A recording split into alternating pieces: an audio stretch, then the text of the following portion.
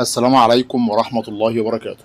ليه عصافير الروز عندك بعد ما بتجهز كل حاجة وتلاقي حتى يعني حطت الكرينة جوه العش أو أنت حطيت الكرينة جوه العش ولقيتها خلاص جهزت العش وزي الفل ومية مية، ورغم كده ما تلاقيش عندك بيض وتلاقي إن العصافير اتأخرت جدا في وضع البيض؟ وده بيقلق ناس كتير بتربي عصافير الروز، تقول لك هو العصافير الروز بتتأخر قوي كده ليه في وضع البيض؟ ده أنا بقالي مدة كبيرة قوي ما شفتهاش حطت بيض عندي، بالرغم إن كل حاجة جاهزة ليها، يعني أنا موفر لها الهدوء وهم ذكر وانتايه ومتاكد ان هم ذكر وانتايه، والعش موجود زي ما هو والكرينه موجوده وكل حاجه، ورغم كده بتتاخر في وضع البيض. عايز اقول لك في الفيديو ده ان العصافير الروز عايزه صبر شويه وعايزه نفس طويل. يعني هي العنقود البيض عند النتايه بيتاخر شويه، بس اول ما بيكمل على طول خلاص النتايه بتبقى جاهزه للتلقيح من الذكر. يعني اللي السبب في تاخر وضع البيض هو ان النتايه بتكون مش جاهزه، يكون عنقود البيض بتاعها لسه مش جاهز. فعنقود البيض اول ما بيكتمل عند النتايه بتبص تلاقي على طول النتايه بتطلب الذكر وبيحصل التزاوج بينهم هما الاتنين. ولكن طول ما عنقود البيض مش مكتمل فهتبص تلاقي هيحصل بينهم تزاوج وكل حاجة، ولكن التزاوج دوت هيكون التلقيح فيه على الفاضي، لأن عنقود البيض مش جاهز.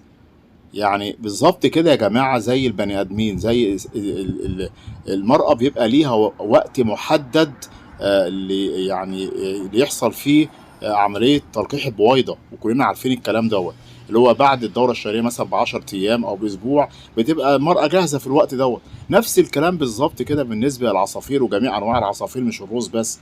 لما بيبقى عنقود البيض جاهز تمام، البويضات بتاعتها كاملة، خلاص بيبدأ التبويض. بالنسبة للحيوان المنوي اللي بيبقى نازل من الذكر بيلقح على طول على عنقود البيض اللي عندها وتبدأ إنها تبيض. فهو ده السبب في تأخير وضع البيض. طيب هل الموضوع ده بيستمر قد ايه؟ ممكن من شهرين ل3 اشهر تلاقي على طول السنه، يعني السنه كلها ممكن النتايه بتريح شهرين 3 تمام.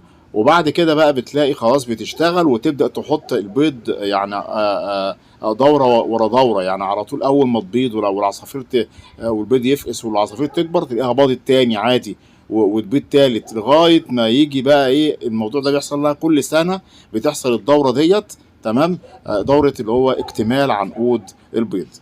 وانا تناولت النهارده الموضوع ده ليه؟ علشان خاطر يعني احد التعليقات، واحد بعت لي تعليق زي ما حضراتكم شايفين كده، على ان اساس انه ان العصافير عنده جاهزه وان كونت العش وكل حاجه والكرينه بدات تدخل العش وزي الفل ومفيش مشاكل وموفر لها الهدوء وكل حاجه، ورغم كده اتاخرت في وضع البيض.